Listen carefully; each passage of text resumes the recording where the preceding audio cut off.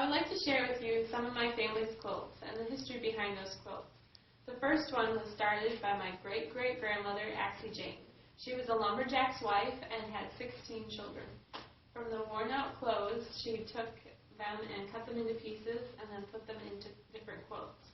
This one she made into the star pattern, and we found it in my grandmother's trunk in her basement, and she gave it to me to be able to finish. I put on the backing and the binding and then sewed the quilt pieces through the 3 layers to keep it in place. It was really neat to be able to finish something that my great-great-grandmother had started. The second quilt I'd like to share with you was given to my grandparents on their 50th wedding anniversary.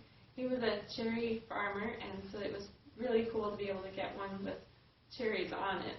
This is an applique design, which means it's got small fabric pieces that are tucked under and then sewn on the top layer of the fabric. So this was really neat, just not because of the history of our family and cherries, but also because of my grandparents' 50th anniversary.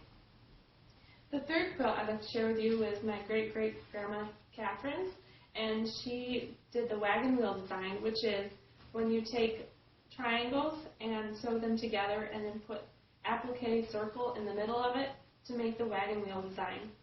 She used fabric from her quilt, or her clothes, and her children's clothes as well.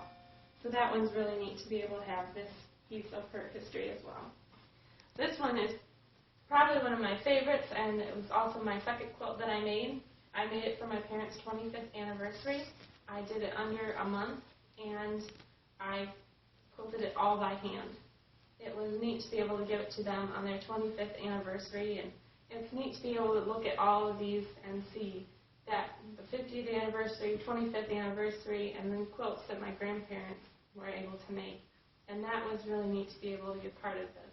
I hope you enjoyed being able to share some of my family's quilt history.